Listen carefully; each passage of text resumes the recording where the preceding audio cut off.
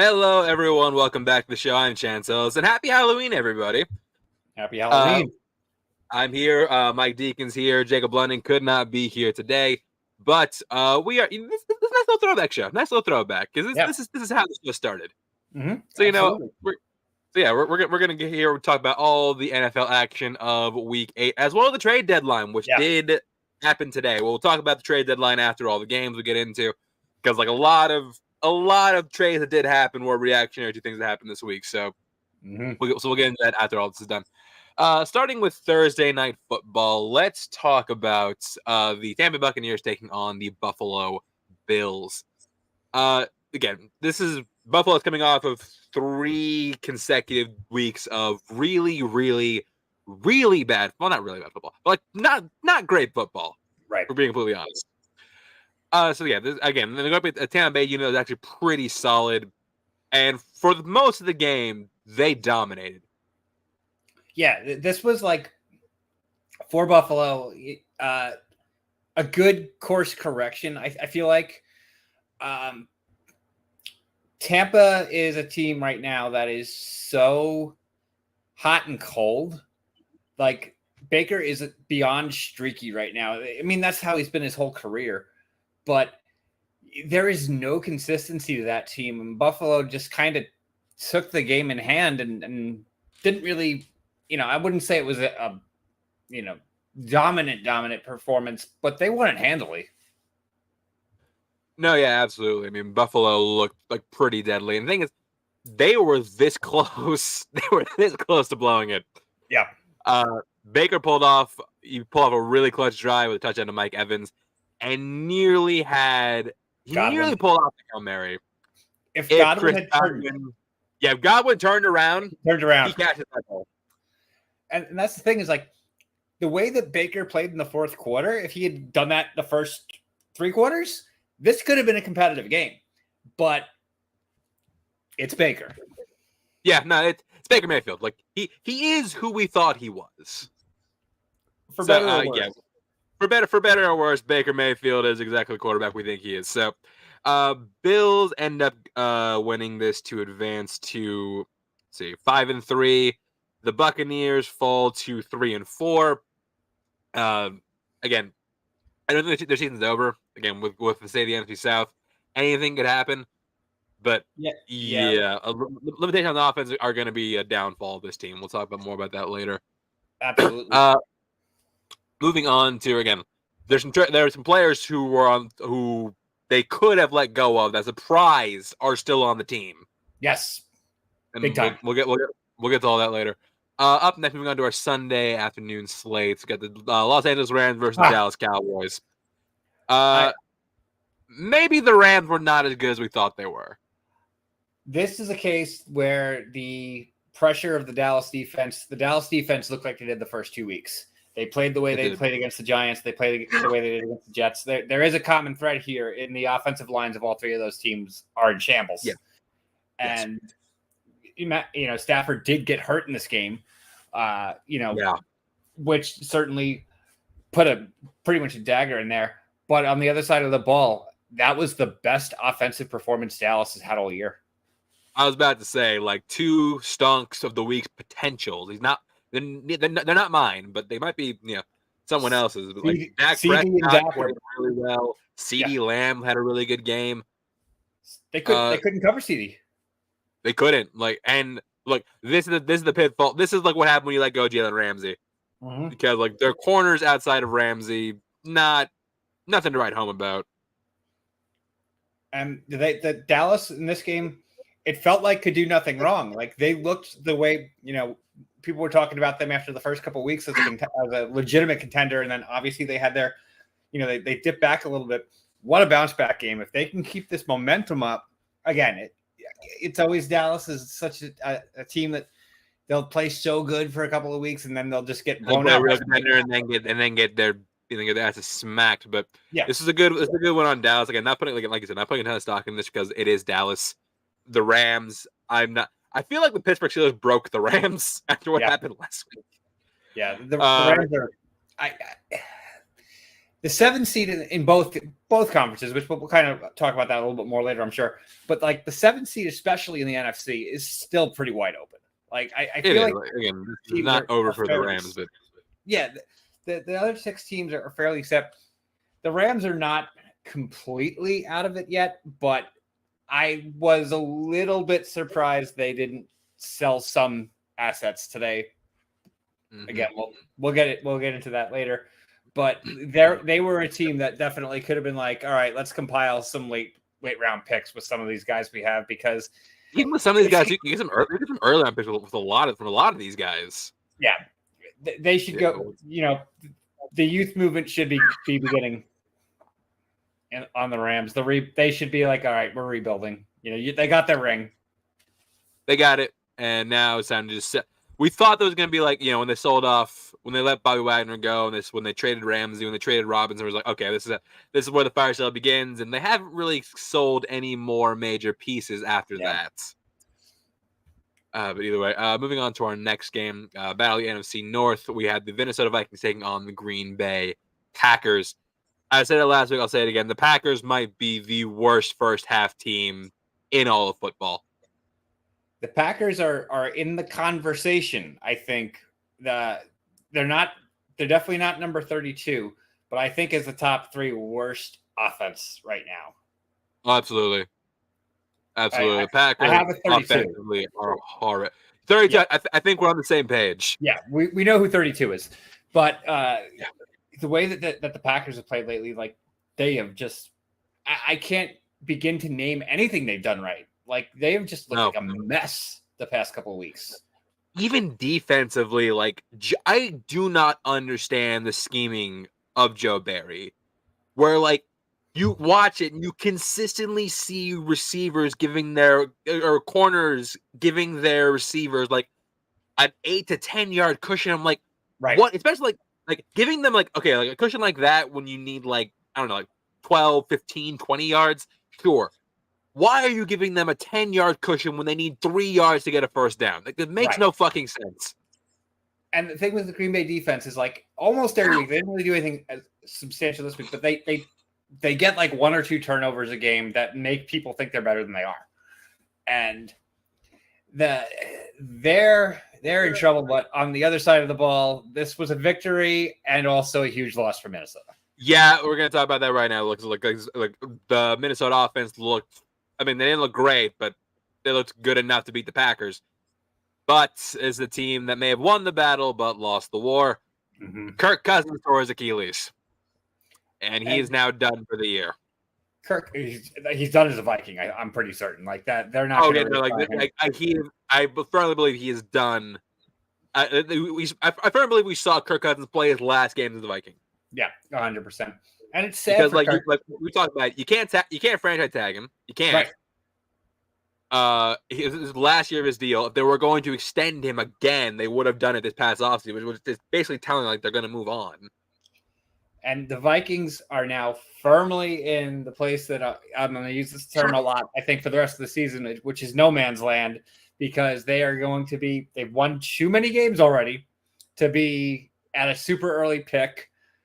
But for them to, again, the 7 seed in the NFC is wide open. It's not impossible with what they've done today, if they can make that work. But I feel like they are firmly looking in that 14 to 18 pick overall, which is just like you're going to have to, if you want your franchise future, you're going to have to do something. Yeah. Like you're going to have to like make a big move and a big trade in the offseason to get into the top 5 to get a quarterback. Exactly. And they, it's looking like Addison was a pretty good pick. Like he's starting to Addison, of the rookie receivers, Addison far and away the best. I'd say it's a 3-way competition between Addison, Nacua, and Flowers, but I think Addison has shown the most explosiveness out of all of them. Yes, 100%. And he's didn't think about Nacua, but yeah, you're right. Yeah. I mean, Nakua's in a different story because he wasn't a first-round pick. So, that's a category all in itself. But of the first-round picks, of the ones who are highly touted, Addison's looked the best. 100%. Like Nakua is the revelation receiver. Like, where the fuck did this dude come from? Mm-hmm. But like, Addison of the top guys, he's easily been the best. Yeah, the first rounder is 100%. Yeah, and that's mostly because I firmly don't believe that Justin Herbert knows Quentin Johnston's a thing. Right. But yeah, on the other side, though, Green Bay, look, they came into the season with a lot of questions. They are still answering those same questions. They might have more questions now we think about it because look, we thought we go into the season like, okay, it's gonna be the evaluation season. Want to know like, is Jordan Love the guy? But now like we're still asking, is Jordan Love the guy? Is Matt LaFleur the guy? Right. Why is Joe Barry still here? We know Joe Barry's not the guy. The question now is why is he still here? Right. But yeah, so a lot of Green Bay. You had 30 years of dominance. Now this is the price you pay. Yeah, they don't. That fan base does not know how to handle this. What's like, the last time they even came close to this was the DeShone Kizer season, and they still were like, they still barely missed the playoffs that year. So that was the Aaron Rodgers broken collarbone year, wasn't it? Mm-hmm. Yeah, that was like 6 years ago, give or take. Yeah, about there. Yeah. But yeah, again, things pretty disastrous for both. Like no one really won that game. Nobody won that week. That whole division, with the exception of the Lions, are all just like, who are these teams now? Like we really all three of them, aside from the Lions, are who the hell is this team? Yeah. Up next, we have the Atlanta Falcons taking on the Tennessee Titans. This game featured the very first start of the Mayo Man himself, Will Levis, and against a pretty solid Atlanta defense, he looked pretty good. Yeah, he looked good. Not only did he look good, is DeAndre Hopkins back? Like, did he ever go anywhere? Is the question. Well, and that's the thing. With Tannehill throwing him the ball, did he have the opportunity? Levis looked confident. Like, he did. He was slinging. And now, like, we've all talked about it all year. Is Tannehill done? I think we probably have seen Tannehill's last snaps as a Titan, most likely. It's tough to say what they'll do with him. I don't remember off the top of my head. I don't know if he's in a contract year or not. I don't think he is. I believe. I don't think he's in a contract, but I think his contract is voidable after this season. Okay, because he's definitely going to be one of those types who is next year either going to get a stopgap job or a high-end backup, because at this point, at his age and his diminishing returns, I just don't see him, especially after seeing what Will Levis did. Like, this is a team that all of a sudden is showing a little bit of fight. Like, Tennessee looked dead in the water 2 weeks ago. And now after this performance... I was mistaken. This is his last year under contract. Yeah, he's done with them then. Yeah. He's done, yeah. It's definitely Levis at this point. Levis looked good. Like, and you got to remember, the Falcons is a solid defense. This is not a pushover. You're going up against AJ Terrell, one of the better cornerbacks in the NFL, and Jesse Bates, one of the best safeties in the NFL, and he just diced the secondary up. And this is a great. And you know who all benefits from Levis being able to pass? Derrick Henry. Derrick Henry had a great game. It's the team again, and it's a recurring theme in the night. That 7 seed in the AFC is wide open, and Tennessee might have a puncher's chance. Well, yeah, if they can get the passing game going, I think like D-Hop was not traded today. I feel like this game was a big reason, because like if they're riding with, again, say this is not a flash in the pan, which it very well could be. Very well could be an anomaly performance. If it's not, and the Titans can have a proficient passing game, yeah, they could become a scary team once again. So then look on the other side of the field. The Falcons have been such a frustrating team. Like, I think even more so than our two teams, the Falcons might be one of the most frustrating teams in football to watch, because the talent is there. The talent is there. Yeah, exactly. But the execution is not. Yeah, play by play, you just don't know what the hell's about to happen. Because Arthur Smith keeps trying to out-genius himself, and like he keeps trying to out-genius himself, and it's costing this team a lot of ways. Desmond Ridder went down at halftime. He was it was thought he was benched. Turns out he had a possible concussion, so he had to exit the game. Enter Taylor Heineke. Didn't do great, but didn't have to keep him in the game. I feel like Taylor Heineke going forward, again, if Ritter clears protocol this week, which I think he will. It's looking like he's going to. Yeah, I mean, even if Ritter clears protocol this week, I feel like Heinicke will still get the nod. I think I agree with you on that. He should. I don't know if he will. Yeah. In theory, he should. And I've said it previously. I think it's almost certain now. They're getting a veteran quarterback next year. They are a team who are in a very similar situation to what the Jets were this year, where it's like you've got all these weapons. You just need the guy to get them the ball. This is a prime landing spot for Kirk Cousins if he decides to go there. Yeah. Again, you have the defense. Although Grady Jarrett is now out for the year, I think he tore his ACL, which that's a big blow for that defense. I'm surprised they didn't do anything to try and circumvent that during the trade deadline. That was shocking. And this is a team here that Atlanta's going to be flirting at the 500 mark, I think, for the at the end of the year, like them being 8 or 9 or 9-8 or 7-10 or 10-7. Any of those numbers, I fully buy because I don't think they're going to outright lose everything. I don't think they're going to win everything. They're like probably the benchmark middle of the road team right now with what they have. Absolutely. But again, Atlanta just a frustrating because like the pieces are there. They just cannot, for whatever reason, they cannot put it all together. Mm-hmm. Meanwhile, Tennessee, again, might have their answer. It's going to depend on how they do this coming week. I bet they're short. And this week's not a big evaluation week because it's a short week. Short week. But either way, these next couple weeks are going to be like very telling as to like what Levis really is for this team. And this week, obviously, with them playing Pittsburgh, this is a defense that is going to put constant pressure on him. So this will be a they also have to because of for reasons we're going to do later.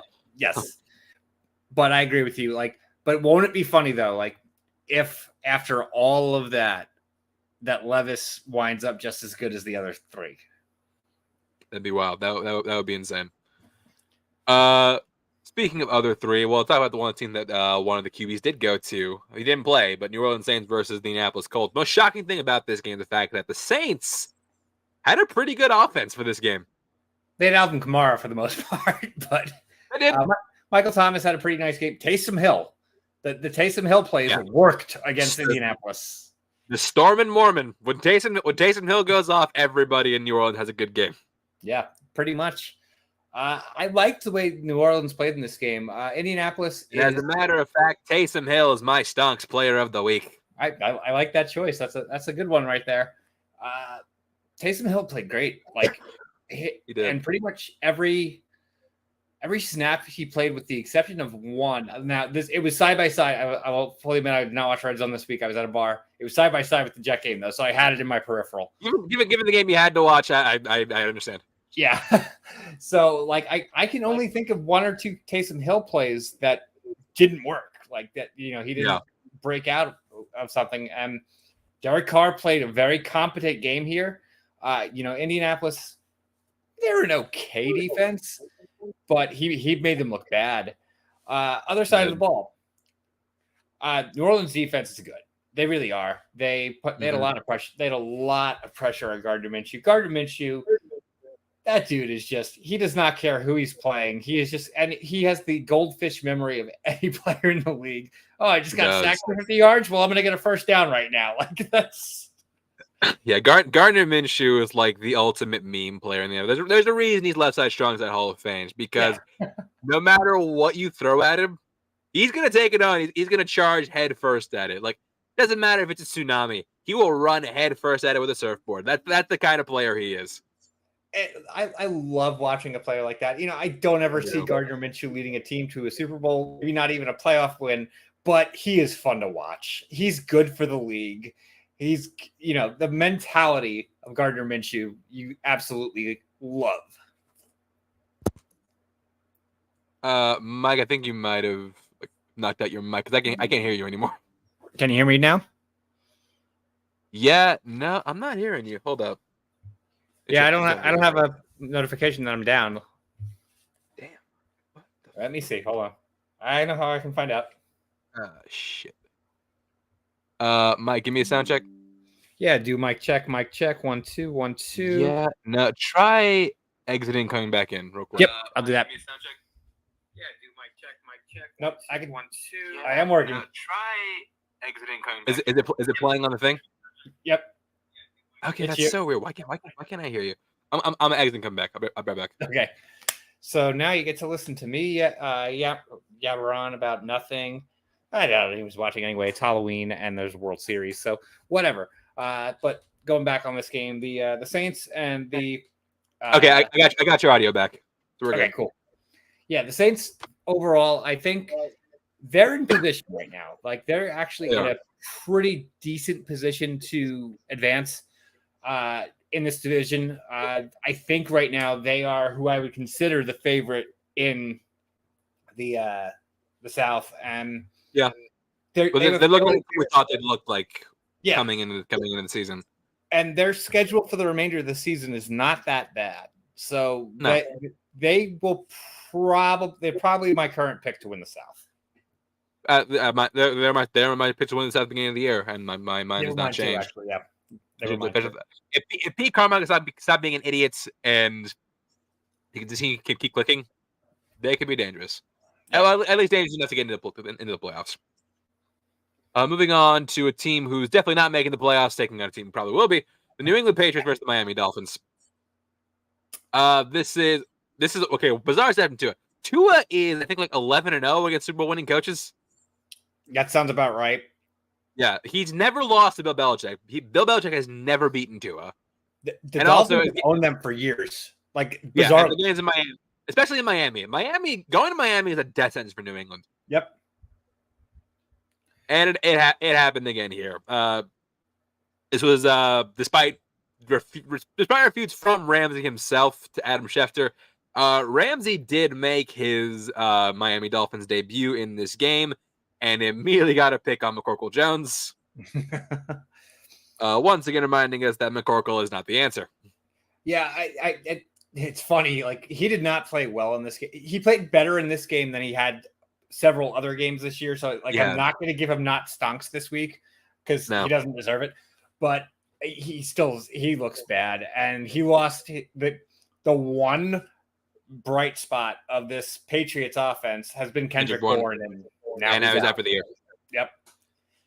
I don't know what they're going to do in the passing game at this point. Like Hunter Henry maybe will become their leading receiver. Juju's not the answer. Maybe it's Douglas. I don't know. This is a team that has so many questions. Stevenson, maybe like you might see Stevenson getting like a 60% carry/receiving share. It's bad. We all know it's not going to be Juju Smith-Schuster. Like that's just get that out of here.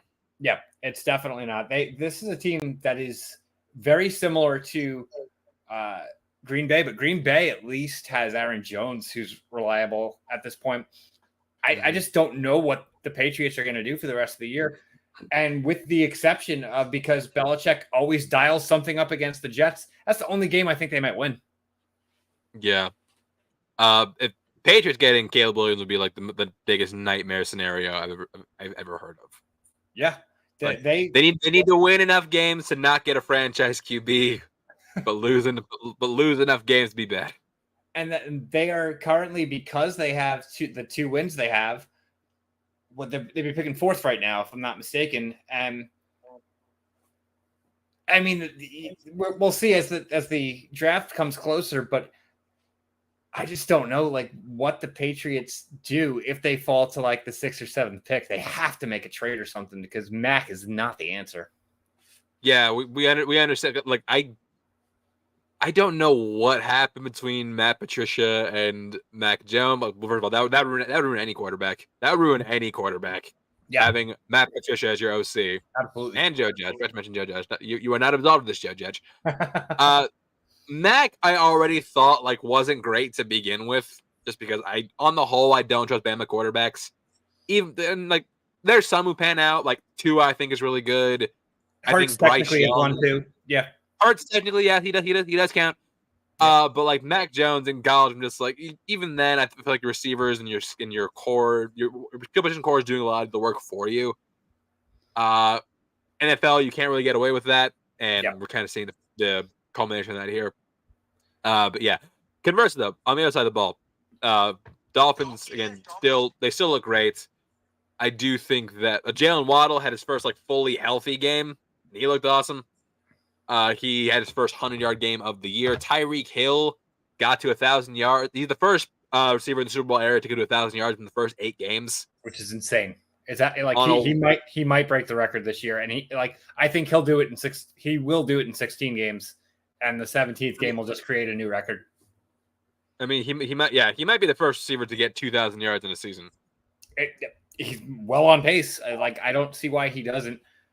Miami did what Miami does. Like, this shouldn't be a surprise. Obviously, this upcoming week they have to travel, which that could be interesting. But we'll talk about that later. But yeah. Jacob has said this before, with the defenses and stuff exposing Miami. New England's not a terrible defense, and Belichick. No, they're not awful defensively. Granted, they're at 2 of their best defensive weapons in Christian Gonzalez and Matthew Judon, but still, the scheming of the defense still pretty solid.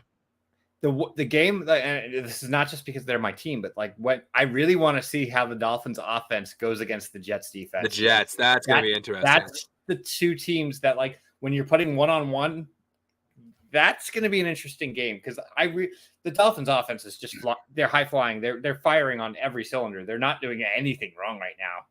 And this game was just they did what they were supposed to do. Absolutely. Speaking of your team, let's go into a new segment on this show, possibly recurring, most likely occurring, the unwatchable game of the week. And this was the Snoopy Bowl. The New York Giants versus the New York Jets. Mike, you watched it at a bar. I think the real losers this week are football fans from New York who do not like the Bills. Okay. Anybody in attendance, anybody who was a fan of either of these teams, and it was raining. Even by rain game standards, this was awful. So, first off, any Giants on offense not named Saquon Barkley, congratulations. You collectively have won not stonks of the week. Yeah. Good job, boys. On the other side, as crazy as this is to say, Thomas Morstead on the Jets with his 12 punts is stonks player of the week for me because he was directly responsible for keeping this team in the game. Yeah, this team had 12 punts collectively. We had 24 punts. Early in this game was weird because early in the game, we got a recurring theme of football: the eternal fucking over of Tyrod Taylor. Yep. Doesn't matter where he goes, doesn't matter where he plays, something bad will happen to Tyrod Taylor. Which sucks. I like Tyrod Taylor. I do too. I think he's actually if I had the option of picking any player to be the backup of my team, he'd be way at the top of that list. That's one of the better backups in the NFL. Absolutely. This was injury central in the first half. The Jets lost 2 offensive linemen. Lost 2 centers. Yep, 2 centers. Yeah, and it got uglier from there. I said there was another guy at the bar who's a Jets fan. I said, you watch Leonard Williams come out in the first drive and do something because this is his first game, first regular season game against the Jets. And sure enough, there he was. And he was responsible for one of the injury, not responsible, the turf was, but he was on the play that the injury happened. And which is hilarious because the turf at MetLife just got replaced. Yep. And it still looks terrible. And it's still awful. Yeah. It's still awful. I mean, granted, the weather conditions certainly did not help with anything on that. The Jets literally had 2 big plays in this game. One was a 2-yard pass to Breece Hall that he broke for 50 yards. Mm-hmm. And the other one was a pass interference on the second to last play of regulation that got them in field goal range. And aside from that offense looked terrible. They did very, very little with anything. The Giants produced -9 yards in the passing game. That's the thing. Tyrod Taylor goes out. In comes, let me check my notes here. Tommy DeVito. Relying on one of the 4 seasons to take snaps for us now. And Tommy DeVito finished the day going 2 for 7 for -1 yard. The net on this is -9 total passing. So that means anybody watching this game had more passing yards than the Giants. The Giants could have not shown after the game at all. They could have just stayed home and would have finished with more passing yards than they did by playing. To his credit, Saquon played well. I'm not discrediting Saquon. Well, yeah. When you give a guy nearly 40 carries, he better play well. He's the only player offensively. Saquon and Breece Hall were the only offensive players in this game that were worth anything. And the Giants did miss. Graham Gano did miss a field goal, and it was actually kind of a chip shot field goal. If he had made that, they win this game. They do. That's the thing. The Jets found a way to win. The Jets have scored. Well, first of all, the Giants have held their opponents to, I think, 3 touchdowns in the last 3 games and only won one of them. Yep. Or 4 or 3 touchdowns in the last. They're not even getting one. They're barely giving 1 touchdown a game. Somewhere around that. The Jets have scored a total of 3 touchdowns in the last 3 games, or not 3 games. I'm sorry. Sorry. What was that I was looking at? 2 touchdowns in the last 2 games, and somehow managed to win both of them. This was their first quarter touchdown all year. Yeah, it was. Which is insane. This game was horrid on literally every single level. If you were to put on the highlights from this game, you'd have the 1 catch from Breece Hall. You'd have the Tommy DeVito rushing touchdown, and then everything else is going to come from the 59-minute forward because the rest of the game is unwatchable.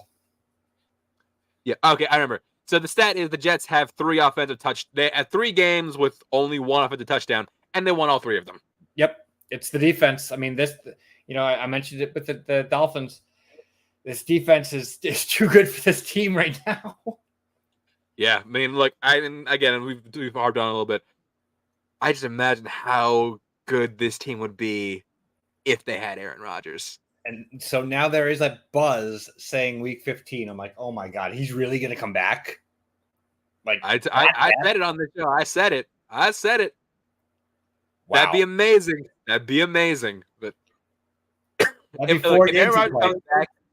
Aaron Rodgers comes back and wins the Jets Super Bowl, that's some real good.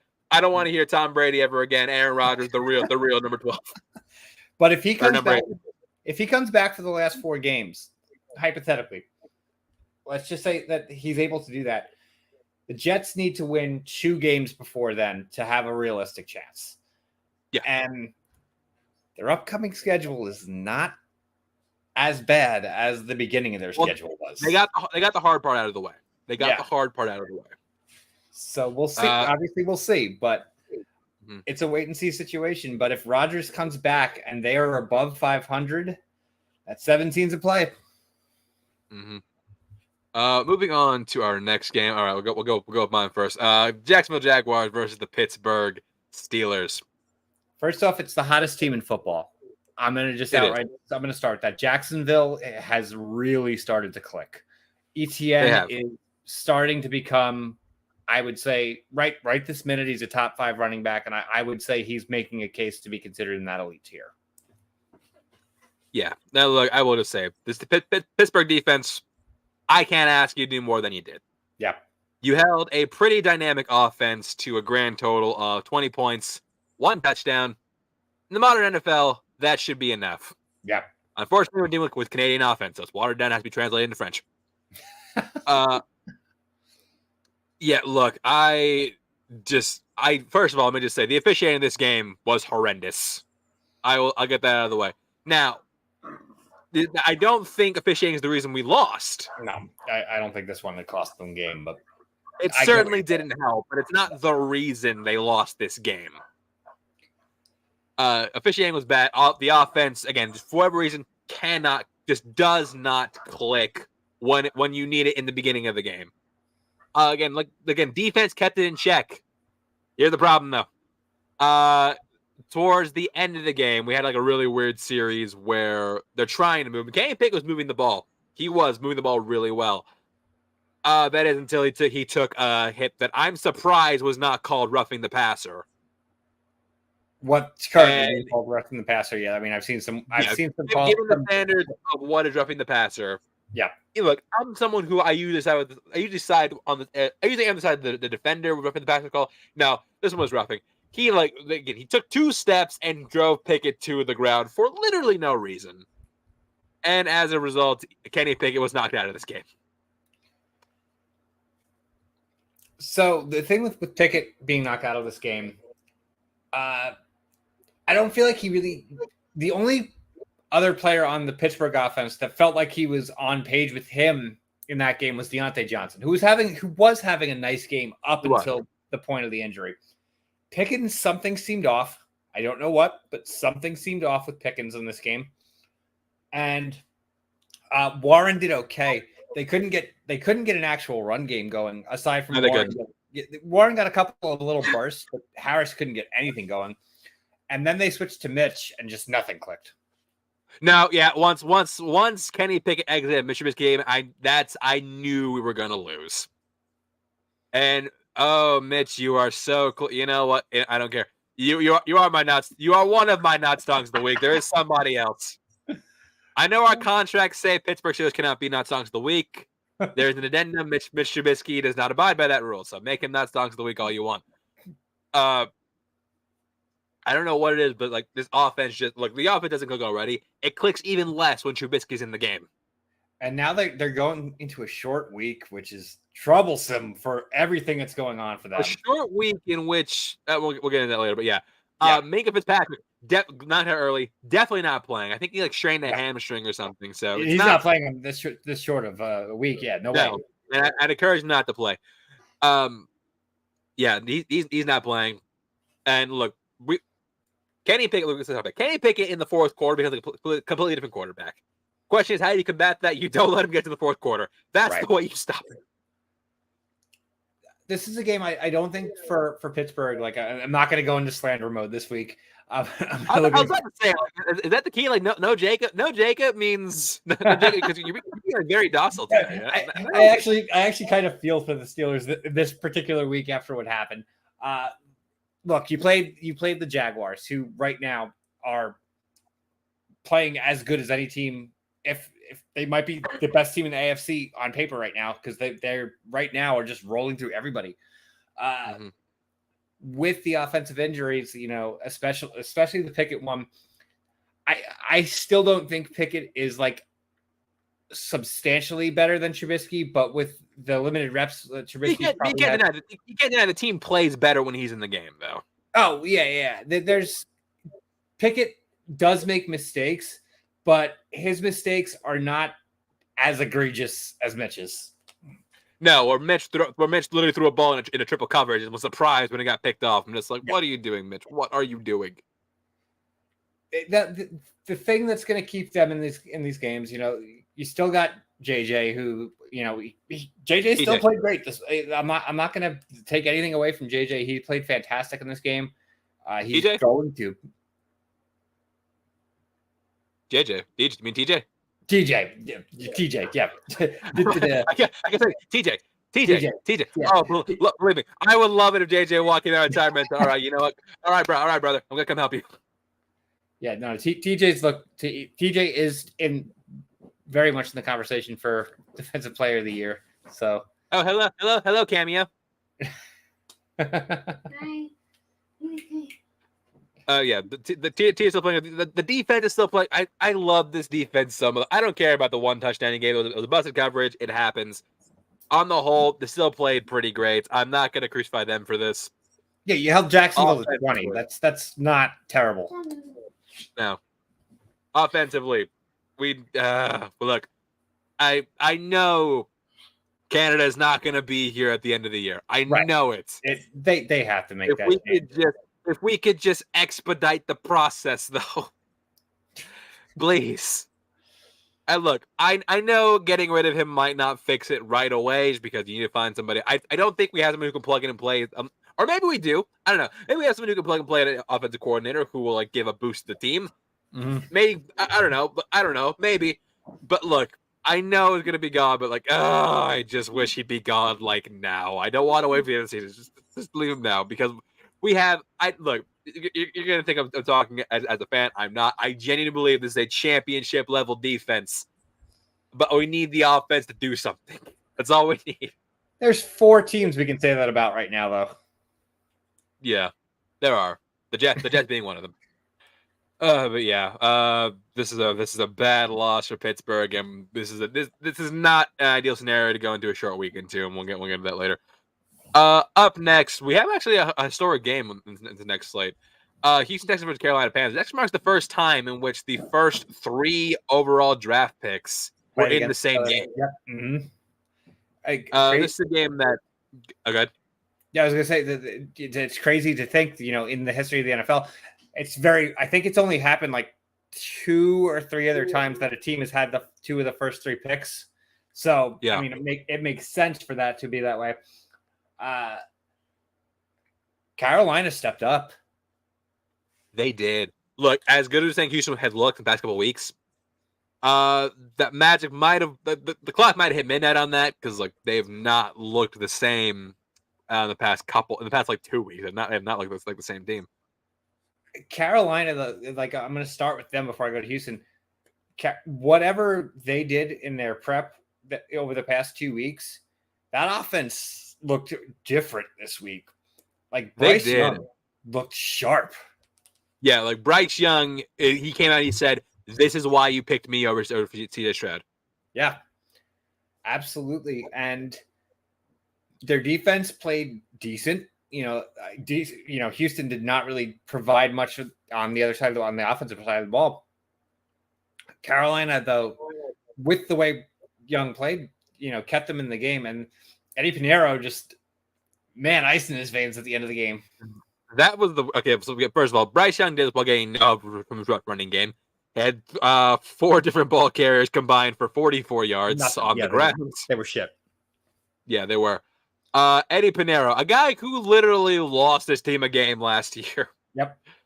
On the weirdest sequence where because Houston jumped off sides twice and then got called for a leverage penalty, which Carolina declined. And they ended up winning. Houston, another candidate for not songs of the week, because this game cost me like $700. Parlay. I literally everything else my parlay paid off except this game. Yeah, this was also a terrible game for people in survivor pools too. I know a lot of people who picked Houston in the survivor pools. So this messed up Vegas and just anybody putting any kind of pick 'em kind of stuff. This screwed up a lot of people. It did. But yeah, I'm shocked by the production of Houston and pleasantly surprised by the performance of Young. Young played really well in this game. It was by far his best professional game so far, and I'd argue it was Stroud's worst. 100%. Moving on to I think this was our game of the week. Philadelphia versus Washington.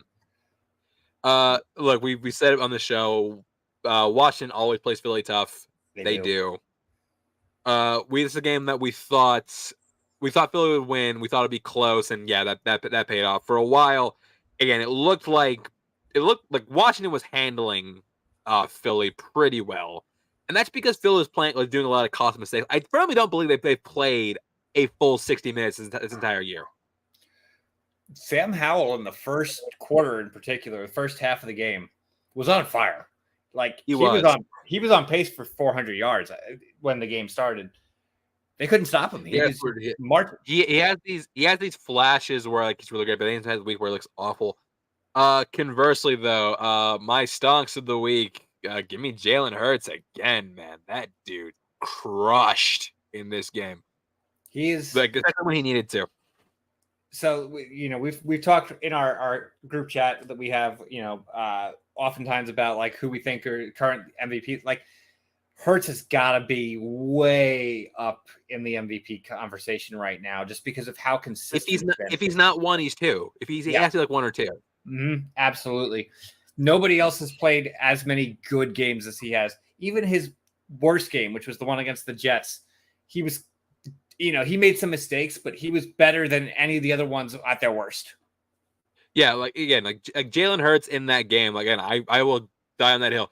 Did he throw 3 picks? Yes. Were they all his fault? Absolutely not. One of them was. The other 2, no.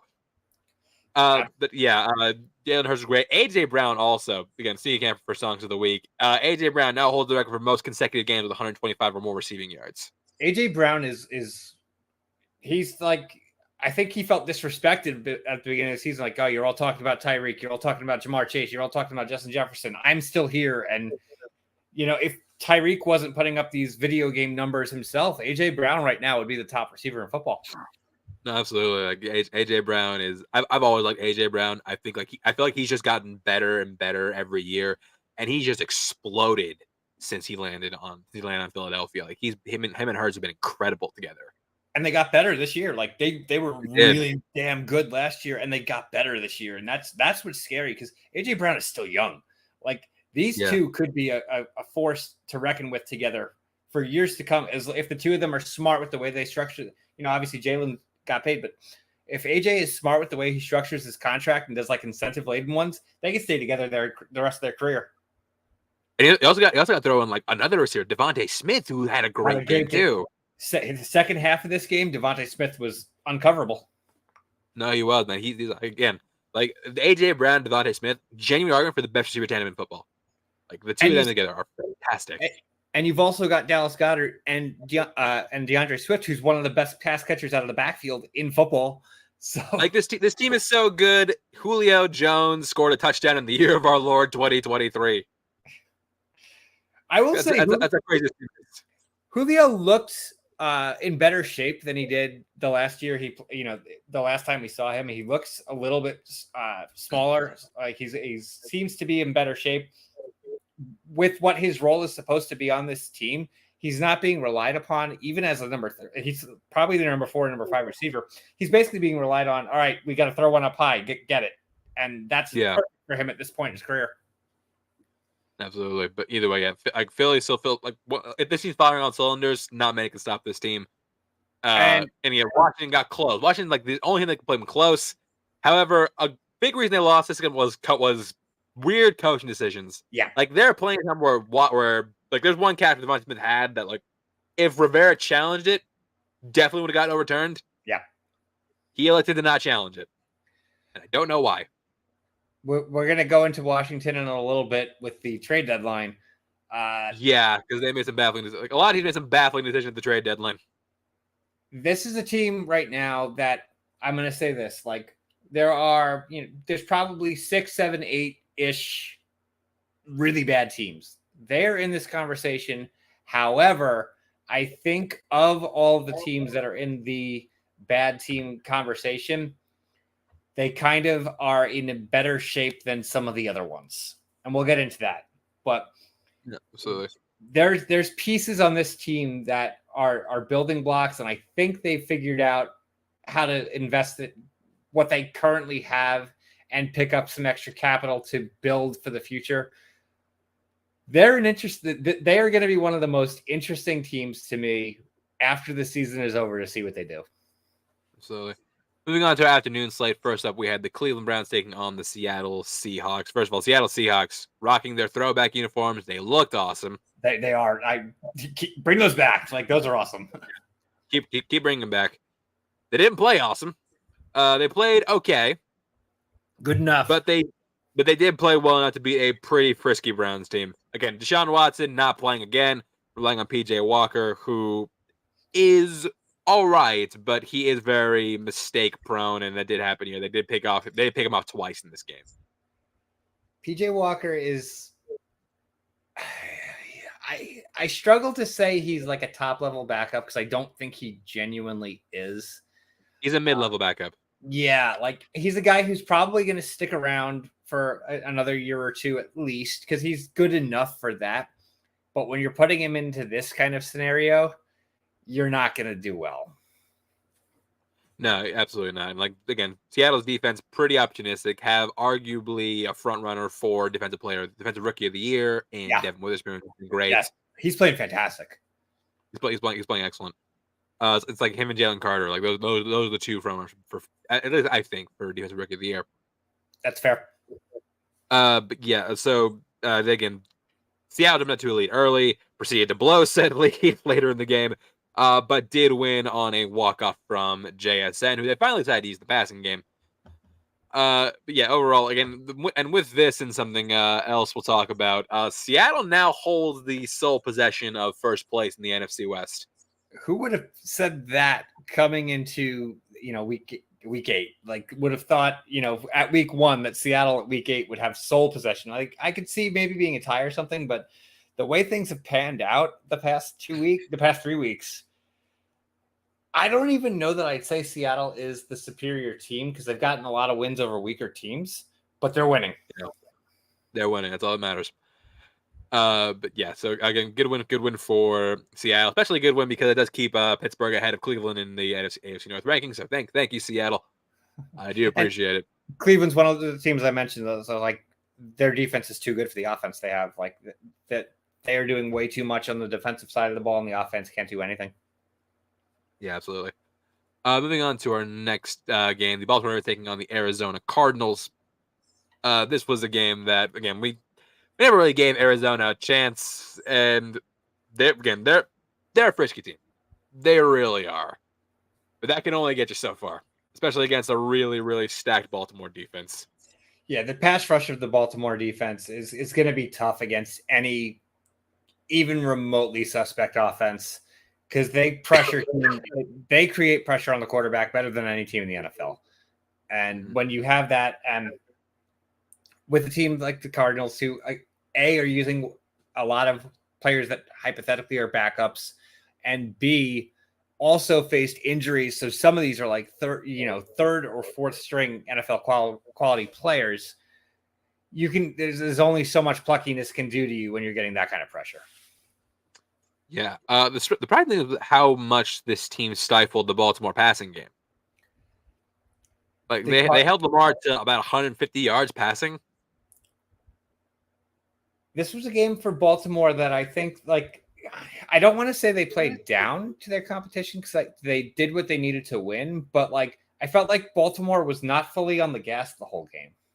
No, that didn't feel like it, especially passing wise. Running wise, then pretty well. Gus Edwards had 3 touchdowns on the day.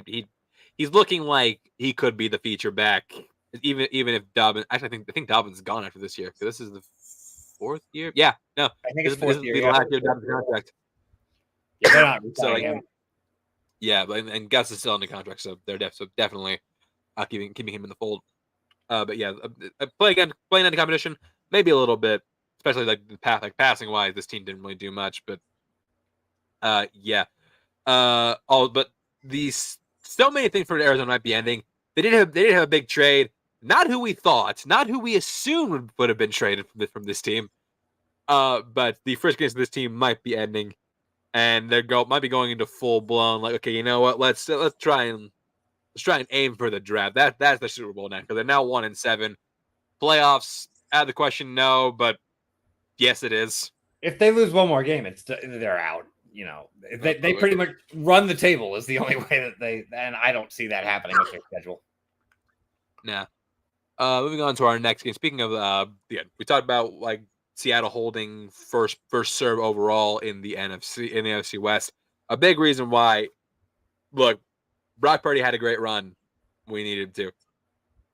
But it's like once he lost that first game, the floodgates of suck just opened because he has not looked the same since losing that first game. The Niners, the absence of Debo has certainly affected them a little bit. There's no doubt that offense has struggled without him. However, when you still have Brandon Ayuk, who was one of the top receivers in the league statistically, George Kittle, and the Swiss Army knife of all Swiss Army knives, Christian McCaffrey, and you're unable to create any kind of offense, that's an issue. That is an issue. Especially some of these turnovers he had. Brock Purdy had one turnover that was fucking horrendous. Mm-hmm. Where he literally threw it to a defender who was standing right in front of him. And then on the other side of the ball, though, the Bengals defense has very quietly been very good this year. That's a team. The past couple of years, they've been a pretty underrated unit. People overlook them because they've been in so many shootouts and stuff like that. This defense is good.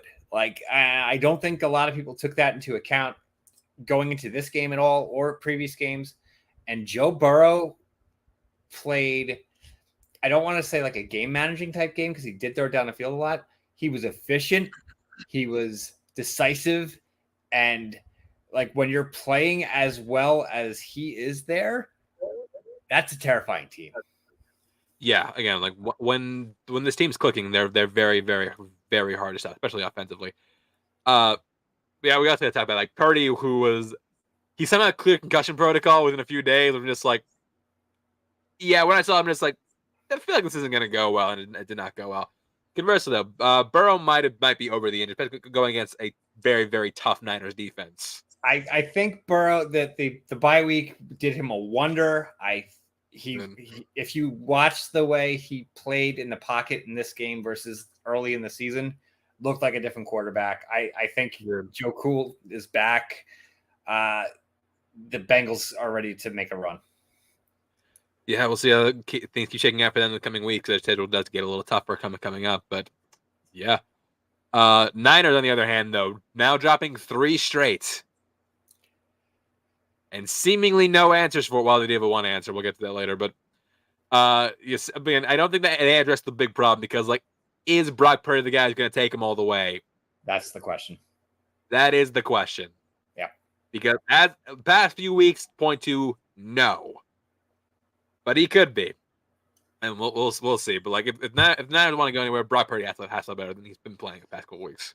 Mm-hmm. Especially considering that Philly keeps winning games, and now they're now 2 games behind Philly. Yeah, for first seed in the NFC. Up next, finishing off our afternoon slate with our unequivocal upset of the week: the Kansas City Chiefs versus the Denver Broncos. The Kansas City Chiefs, a team who has not lost the Denver Broncos because Peyton Manning was the quarterback. Yep. They came like, okay, you know what? They're going to do the thing. They're going to beat the Chiefs again. No. Or they're going to beat the Broncos again. No, that didn't happen. Now, granted, there comes the caveat that Patrick Mahomes did play. He was ill. I think he had the flu. Yeah. But I will say, Michael Jordan dropped 40 with the flu.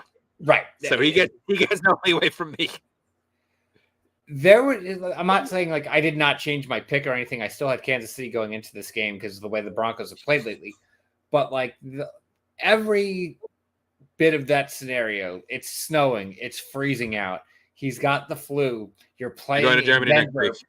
Yeah, it's there. There was a lot that was just like, all right, the factors are there. But we've watched Mahomes just pull games out of his ass so many times, and that offense looked terrible. Kansas City looked terrible in this game. They looked awful this game. Yep. Keep in mind, this is the exact same defense that got 70 points dropped on them not that long ago. Mm-hmm. And put out this. The Broncos didn't even play that great. They just played competent. They played competent. Good enough to beat what Kansas City put up there that night. They played well enough to win this game and play well enough not to lose this game. Again, this doesn't help that Mahomes had a total of 3 turnovers on the day, which is very uncharacteristic for him. Receivers could not catch passes unless you're Travis Kelce. But even then, Travis Kelce didn't even have like that great a game. Yeah, he had 5 catches for like 50 yards or something like that. It was somewhere around there. Yeah, it was somewhere in that neighborhood.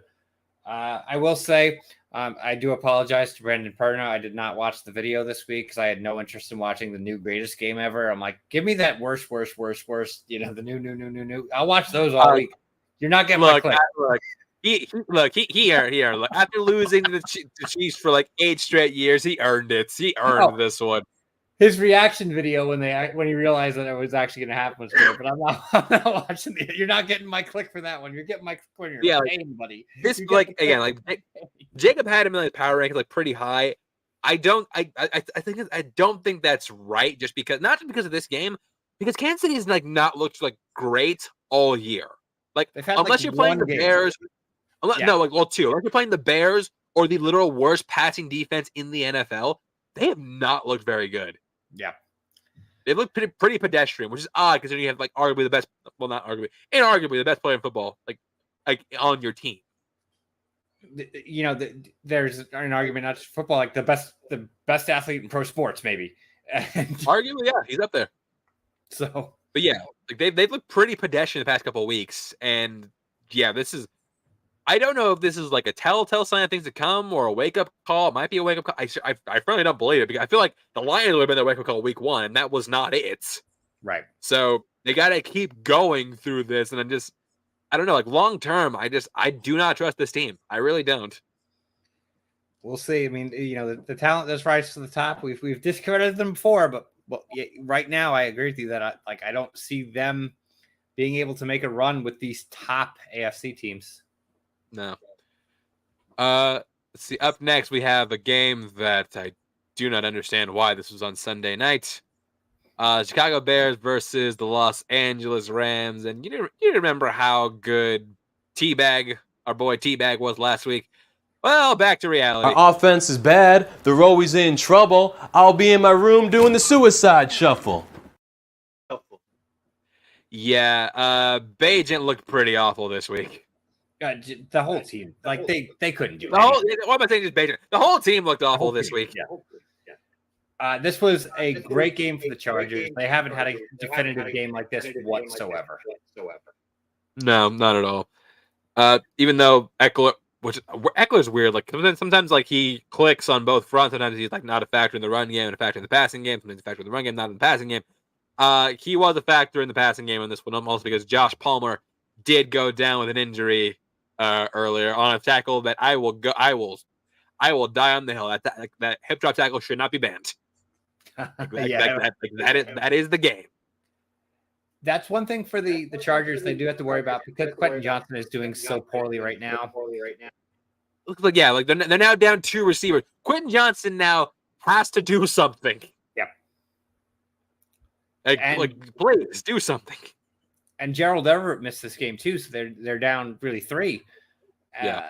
So they're gonna have to rely. I think you're gonna see a lot more 2 running back sets coming out of them. Keenan Allen's gonna get like 15 targets a game at this point.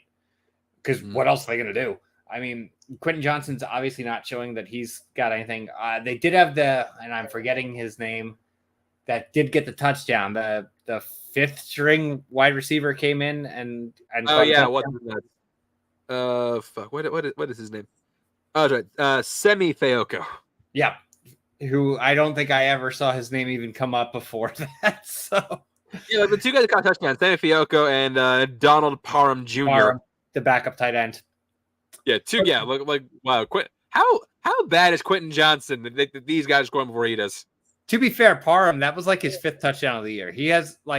Parham has I think 9 catches and 4 of them are for touchdowns. So yeah. So, but either way, on the side of the Bears, the Bears made another baffling move. We'll talk about later in the the trade deadline. Oh wow. Yeah, because that's a move I do not understand on any level. But yeah, versus the Bears, we said, look, Teabag, he had a great week last week, but this week, back to reality.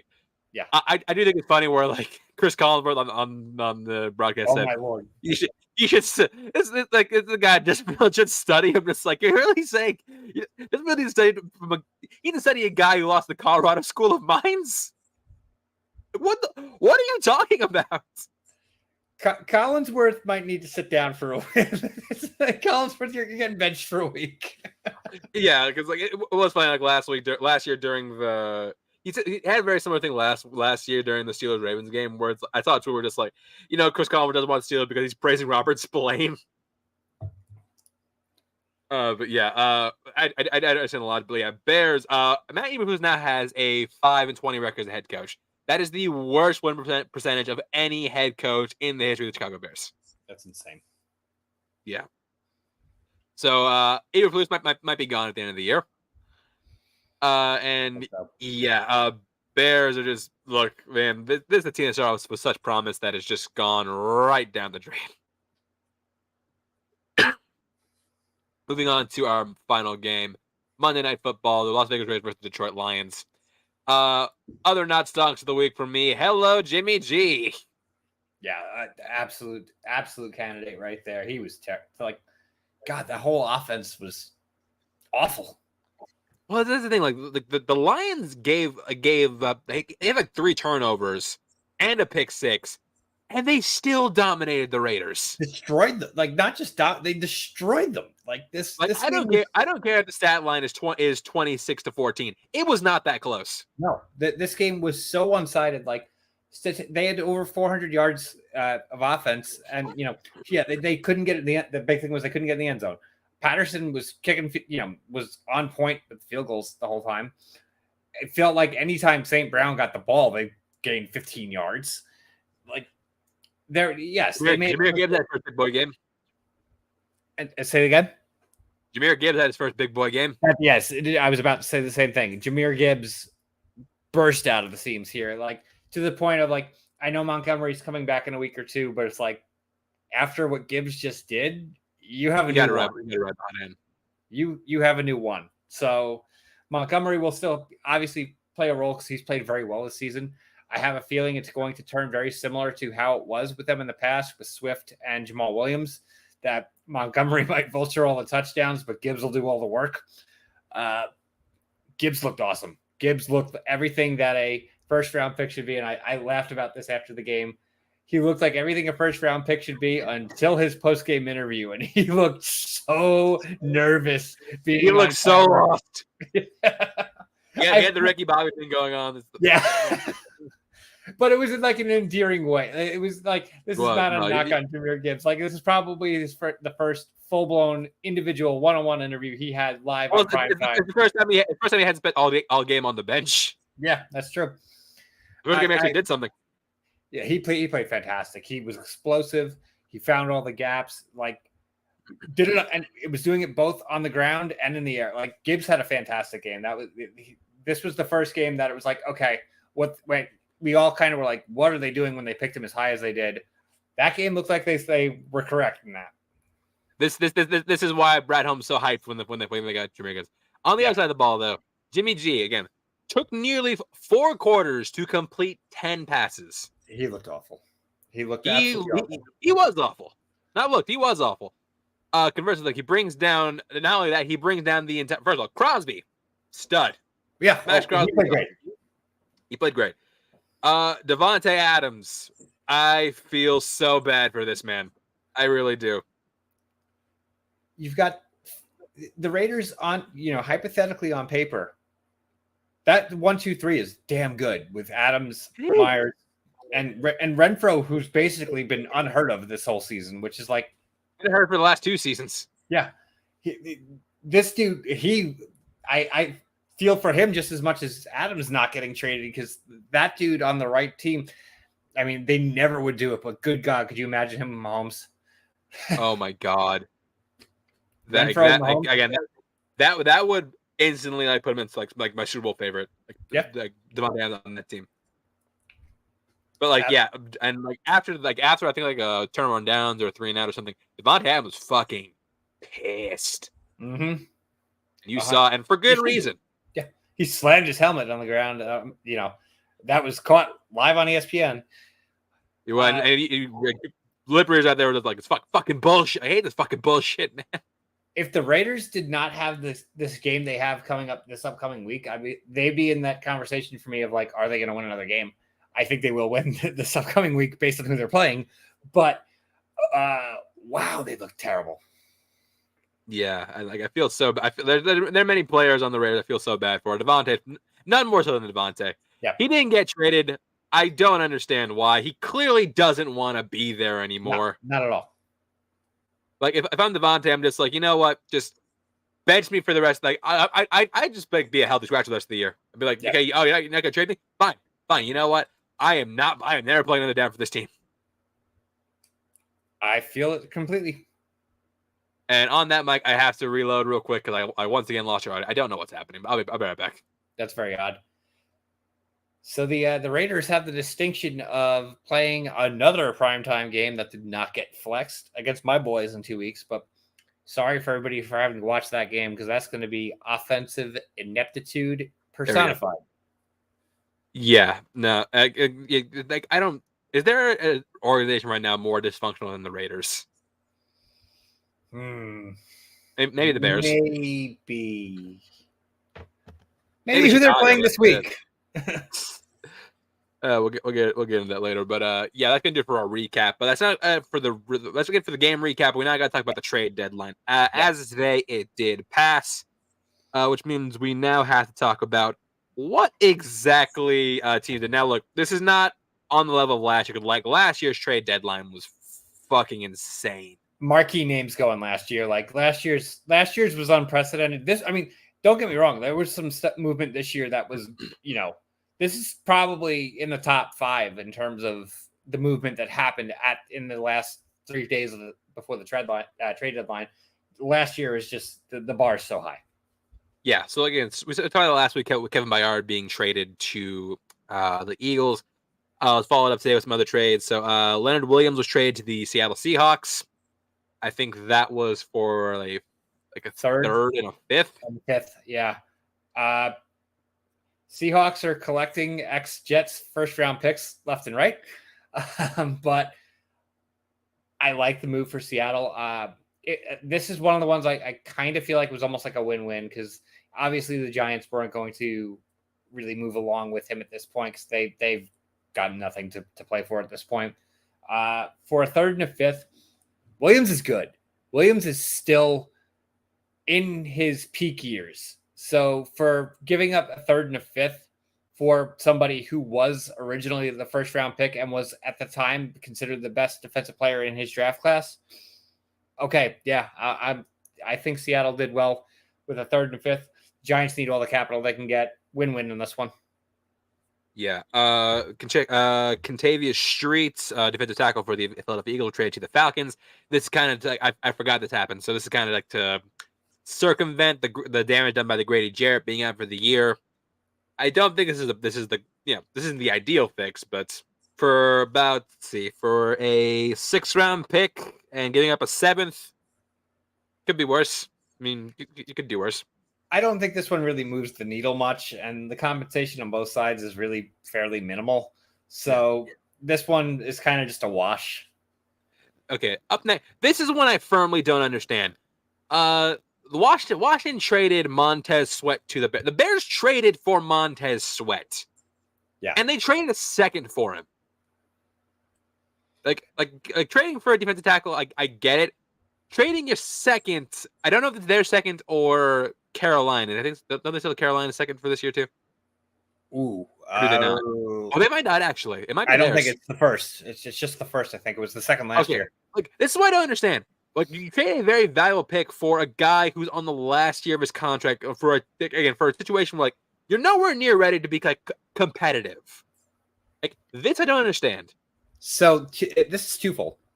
100%. Unless they must have had some kind of contact, like, with an agent or something saying like, we're going to trade for him. And if we see tomorrow or something like contract extension, then okay. Then that'll make sense. Yeah. But the bigger thing to me on this one is, and what Washington traded later for the compensation they got for that, it's like, wow, Chicago got hosed. They did. Yeah, let's just talk about it right now. Like, the other thing they traded off was Chase Young, a guy who we knew was not going to be out of Washington after the season. But we didn't think he'd be traded mid-season, but because he was looking pretty good. But yeah, Chase Young was traded to the San Francisco 49ers for a third and a third and a 5th, wasn't it? No, or was it just a third? I think it's just a third. Yeah. So again, Chase Young, number 2 overall pick. They gave less to get him than the Bears gave than Chicago gave for Montez Sweat. Yeah. 49ers. Just, I mean, good job. Wow. And this one makes sense because obviously 49ers are in contention. This is a totally logical trade that they've just got. The rich got richer on this one. And it's just Chicago is the team that comes out looking the worst out of all of this. Yeah. I mean, granted, that's not hard to do, but it did happen. Other people traded. Donovan Peoples-Jones was traded from the Cleveland Browns to the Detroit Lions. I mean, it makes sense. I mean, it's clear that this number 2 is clearly Elijah Moore, not Donovan Peoples-Jones. I'm not sure that receiver is the biggest need for the Lions at this juncture. That's what kind of surprised me was because they're pretty deep in their receiver. Yeah, you got Amon-Ra St. Brown, Josh Reynolds, Jameson Williams, who you barely use. Yeah. Khalif Raymond, who's played pretty well this year. I know they lost Marvin Jones, which I guess hypothetically is what they're replacing. But they had there were other needs I felt like that were bigger than wide receiver. That's not a bad wide receiver room. Peoples-Jones, I've seen speculation that they might want him for special teams, which, okay, I kind of get that. But still, it was that wasn't the trade I expected to see out of Detroit. Yeah. Ezra Cleveland, guard from Minnesota, was traded to Jacksonville for a 6th-rounder. And speaking of Minnesota, they did find their new quarterback fix for Kirk Cousins. They did trade for Josh Dobbs, making it the 2nd time this season he's been traded. And it's a good opportunity for Dobbs. I like that Arizona was willing to do this for him. The writing was on the wall when they said that he wasn't going to be starting this upcoming week, that Clayton Tune was so what exactly did Dobbs do other than, obviously he lost the game, but it's what did he do that was, okay, they're talking to Minnesota to trade him. Minnesota did not have to give up a lot. They got a guy who's a plug and play quarterback that was proven earlier this year. And again, obviously replacing Kirk Cousins is very difficult. Dobbs has been a competent quarterback this year. I'm not saying he's been great, but he's been competent. And if they can pull off 4 more wins with Dobbs, they're not out of the playoff hunt yet. I know it's going to be an uphill battle, but with their division the way that it is, aside from Detroit, they got some winnable games coming up. If Dobbs can just essentially game manage, they might have a shot. Man, I wish they would have gotten Carson Wentz. I would have laughed so hard they went and got Carson Wentz. I still can't. I'm genuinely surprised that Carson Wentz has not been picked up somewhere. Yeah, right. Given all the quarterback movement. Some surprising names that were not traded. One that, personally, one I really wanted was Jalen Johnson, cornerback out of Chicago. Apparently, Pittsburgh was really trying to get him, but Chicago was not biting, which angers me deeply. But this is the last year of the contract, so if they really wanted, they get him in the offseason. And also, Corey Trice might be good. We have the draft, so I feel like, again, defensively, it would have been a nice addition, but I don't feel like that's our biggest need. So I'm bummed we didn't get Jalen Johnson, but at the same time, just okay, sure. Some surprising trades. Again, Devontae Adams not traded, which is alarming considering, like I said, does not want to be there. Yeah. A lot of pieces for the Rams still there. Budda Baker still in Arizona. I don't know why. You could have gotten something for him. I think they were asking too high for Baker. They wanted a first for him, and I just don't think anybody else was going to pay that right now. But yeah, again, some big moves, but nothing major. I think the biggest winners of the trade deadline, Philly, obviously, but Philly and the 49ers might be Niners. Yeah. Niners, I was literally about to mention the Niners. But yeah, that's going to do it for trade deadline talk. We now move on to our week 9 predictions and stonks or not stonks. On a bye this week, we got the Broncos, the Lions, the Niners, and the Jags. Ironically, the Niners the only team on this list to not get a win going into the bye week. And it's a good fit because now they have a chance for Chase Young to really get familiar with the defense. So I think this trade came at the right time for them. Yeah. Mm-hmm. Actually, all these teams now look at it. Minus the Broncos.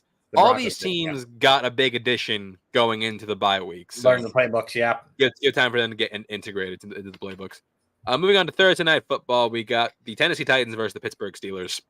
I hate this game for gambling. From a gambling perspective, don't touch. Yeah, I'm not touching this game. Well, mostly because there's so much unknown. Will Levis still a big question mark, and going up against arguably a better defense in Pittsburgh than he did in Atlanta. Secondly, so there's speculation that Mitch Trubisky might be starting this game, although Pickett said he's playing, which I don't know how I feel about that. Because that could go so badly so quick. I do, at this particular point in time, I am going to say this is going to be a low-scoring game. Oh, agreed.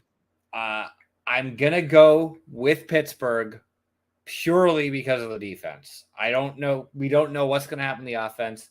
Tennessee is always, every single week, like when we're making these picks, it's like, what team's going to show up? Like, because they are a Jekyll and Hyde team.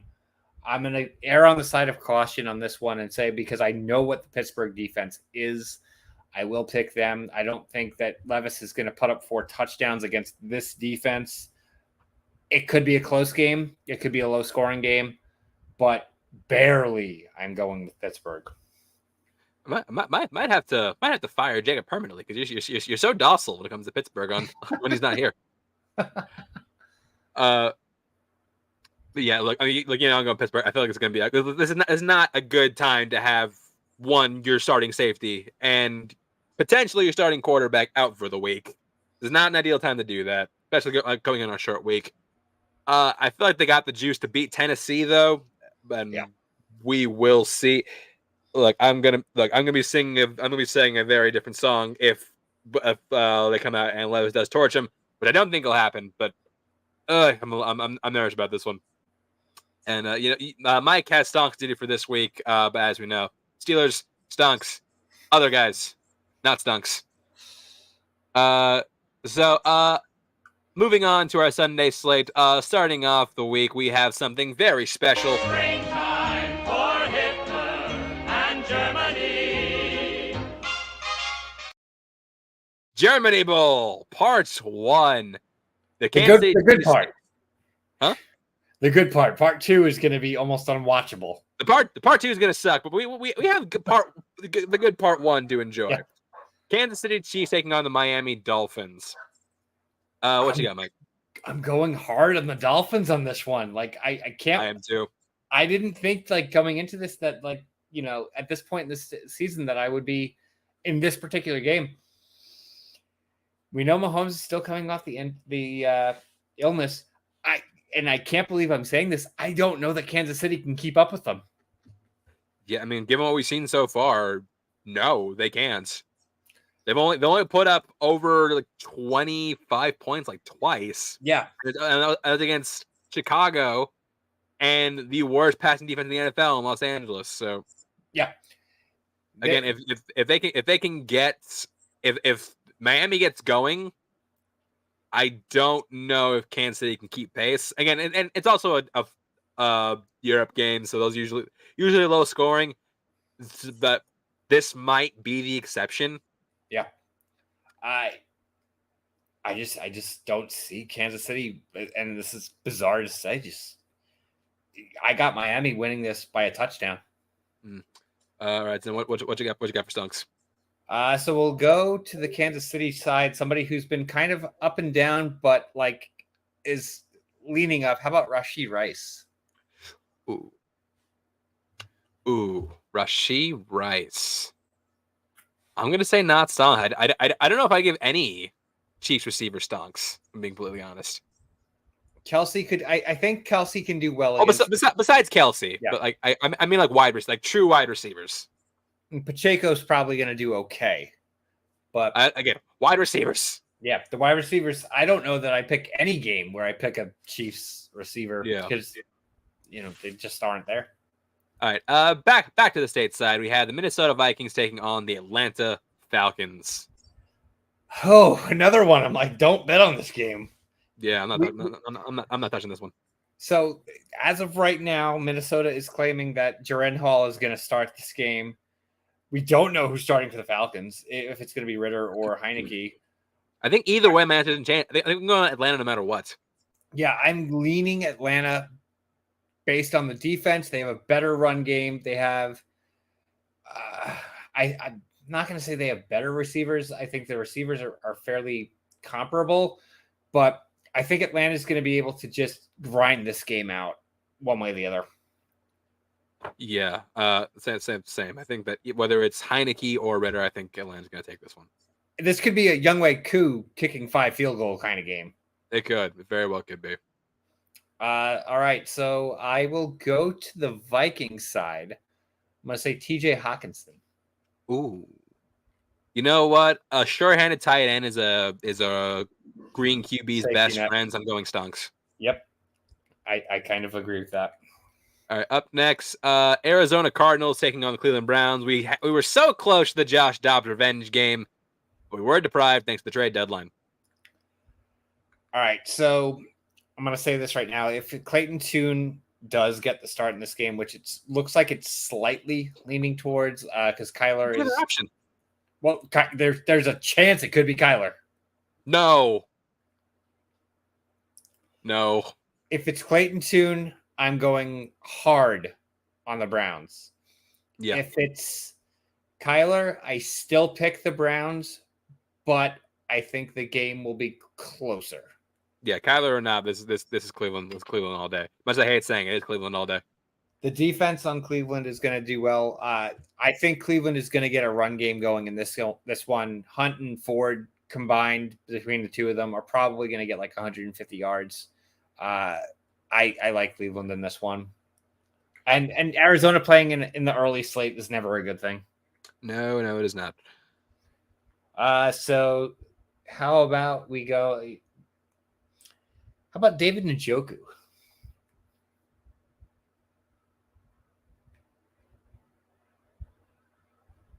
Oh, we lost you. I was muted. That was my fault.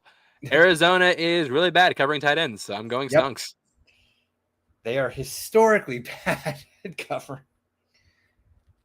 All right. Up next, we have the Los Angeles Rams taking on the Green Bay Packers in a game where Stafford may or may not be playing. Again, we have no confirmation on it either way. Like, for fuck's sake, what is up with the schedule this week? There's so many bad teams playing each other. So many question marks. And if I'm not mistaken, John Wolford just got signed by Tampa Bay. So, like, if Stafford does not play, like, we don't know who. What's the backup plan then? Yeah, I don't know what the backup plan for the Rams is if he can't play. If Stafford plays in this game, I go with the Rams. If he doesn't, sheesh, like, this is a god-awful game. Yeah, considering I have no idea what the backup plan. Like, if Stafford played, I think it's rant all day. Considering I don't know what the backup plan is, considering Green Bay just traded their best corner. I forgot to mention that during trade last night. Russell got traded to the Bills. But yeah, considering that okay, if it's Stafford, then Rams 100%. If it's not Stafford, it's whoever the hell the backup is. Green Bay might have a chance. Yeah, I don't want to watch this game. It could be awful. Yeah. So we'll go to the Green Bay side of the ball because we kind of have more certainty on that. How about Romeo Doubs? Ooh. I'm gonna. Jordan Love hasn't been playing great, although he's going against a weaker defense. Oh, he hasn't been great against bad defenses either. So I'm going not Stunks. Yeah. Up next, Washington, whoever's left versus the New England Patriots.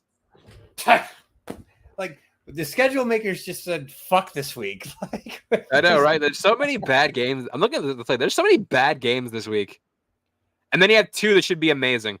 Yeah. So I'm gonna take New England and say this game could be in the conversation with Jets Giants. Yeah, this could be really. I'm actually leaning Washington just because I've been more impressed with Sam Howell than I have been with Mac Jones this year. All right. Granted, the pass rush has been significantly depleted on the side of Washington. I was about to say that Washington's defense just lost its two biggest key players. So yeah. So look, everyone's gonna need to say, but this is gonna be a big test to see like what Washington's gonna look like for the rest of the season. I'm still leaning Washington, but good because I like them better offensively. Yeah. But yeah, this could be ugly. With them losing those two, what do you think of Ramondre Stevenson this week? Good pick. Yeah, because the linebacking core is not great for them either. I actually think you could be stonks against this defense, considering like the front is wide open. I could see Stevenson having Granted, you have Deron Payne. You still have Deron Payne, who's still a stud. But like he can't do it all by himself. He can't lock down the whole front by himself. Stevenson, I think, is going to be a sneaky, like, could get 3 or 4 receptions for 50 yards type game. Yeah, you got to. Oh wait, no, I'm sorry, not Deron Payne. You still have Jonathan Allen. Jonathan Allen, who's still a stud. But Jonathan Allen can't do it all by himself. Up next, we have the Chicago Bears versus New Orleans Saints. Oh my god! Give me the Saints. This is one of the few games I'm like extremely confident in the outcome. Yeah, I agree. The Saints got this one. The Bears against that defense. The Saints have a really good defense with Tyson Bagent. I don't see this going well for them at all. And again, the Saints aren't necessarily going to put up a ton of points because the offense doesn't tend to do that. They win this handily. Yeah, I agree. For this one, let's go DJ Moore. Considering he's going to be drawing a lot of attention from Marshawn Lattimore, not stonks. Yeah. Up next, we have the Seattle Seahawks. Actually, probably one of the better games of this weekend. This game, Seattle Seahawks versus Baltimore Ravens. Yeah, this is definitely of the early games. This is I would say the marquee game of the early slate.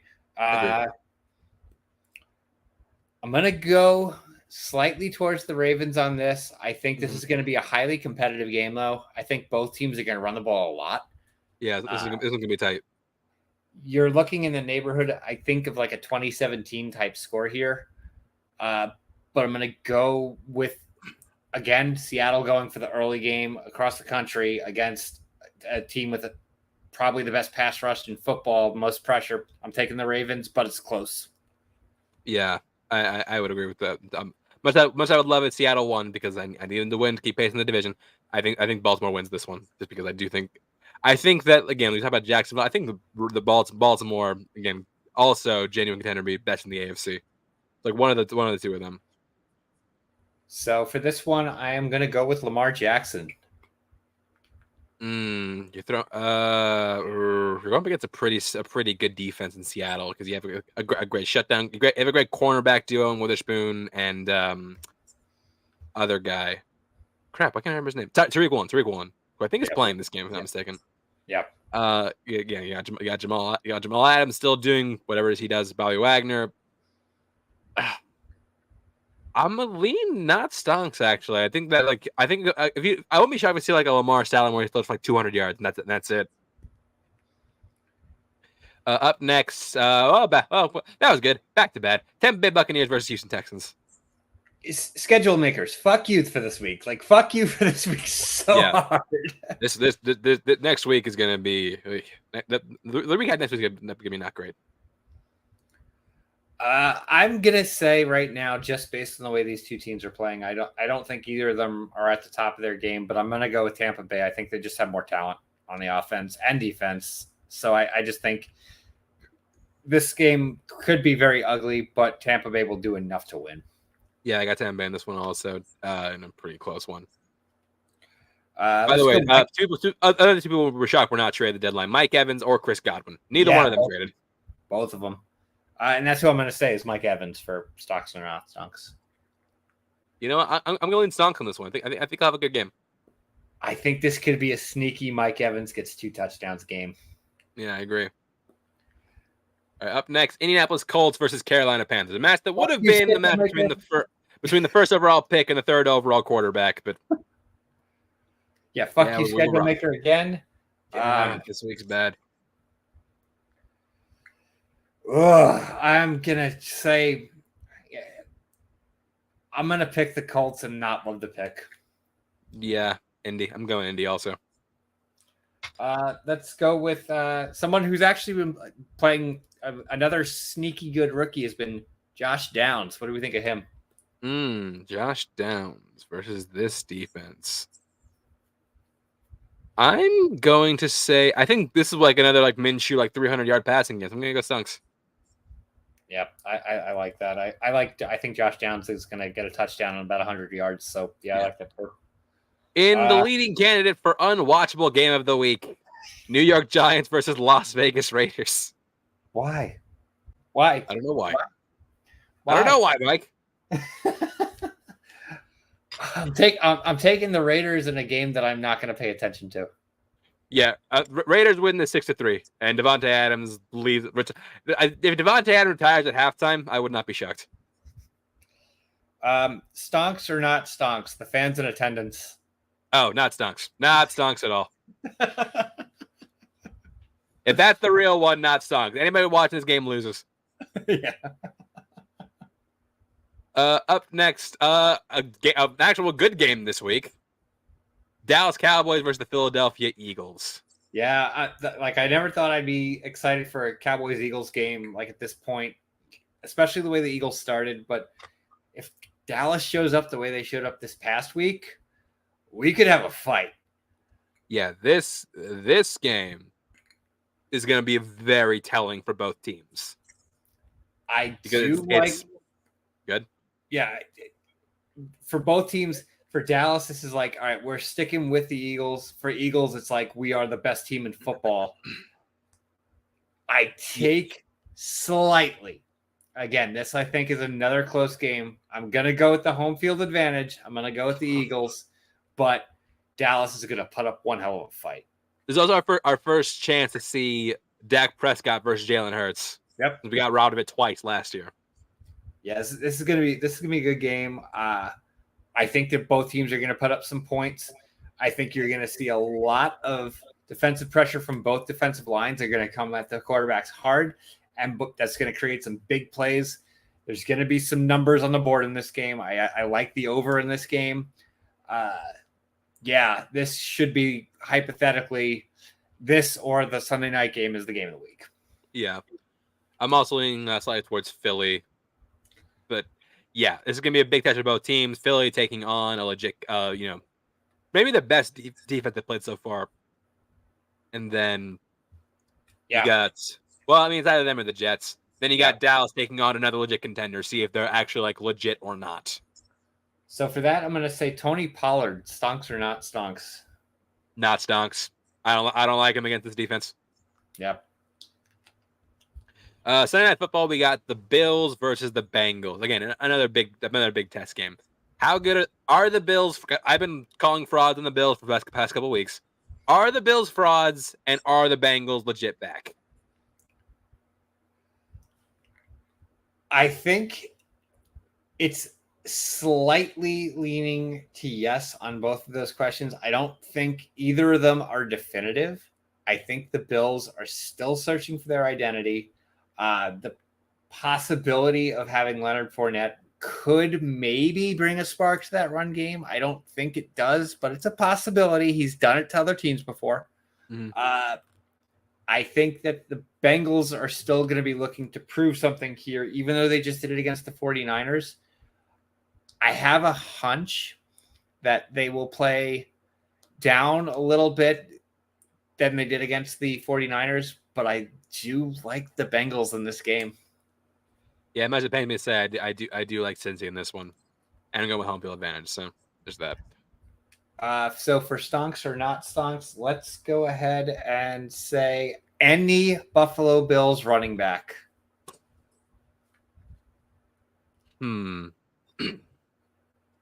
Against this team. Against sneaky good front seven. It's tough to run on. I'm going to say not stunks. I think so too. And lastly, Monday Night Football. You got your boys, the New York Jets, taking on the Los Angeles Chargers.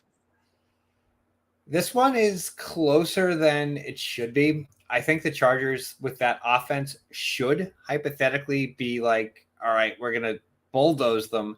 However, with these injuries racking up on the Chargers offense and the way the Jets defense has been playing, I think that they're going to be kind of in a stalemate on that. It's going to come down to the other side of the ball. It's going to be, can the Jets offense, this Chargers defense has not played well all year. Especially passing wise. It's going to be a big thing for Zach Wilson. Can you do it against like a really bad defense? Can you do it against this team? Yeah. If the Zach Wilson that played against the Chiefs shows up, the Jets win this game. If the Zach Wilson that played the Giants this past weekend shows up, the Chargers. The Zach Wilson that shows up 99% of the time shows up. Yeah. I'm leaning the Chargers for that reason. I don't think this has blowout written all over it, but I do think the Chargers, because you just Herbert against Wilson, I trust Herbert more. All right, and last one for the week, Mike.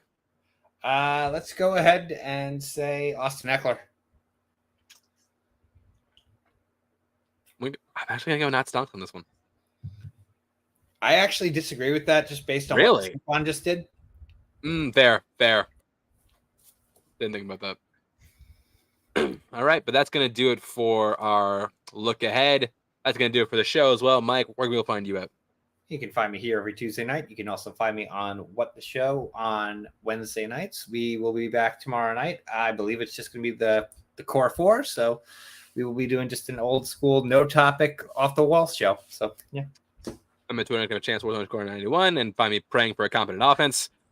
And also check out the podcast Stars by Chance, wherever podcasts are found. Thank you for watching, and we will see you next week.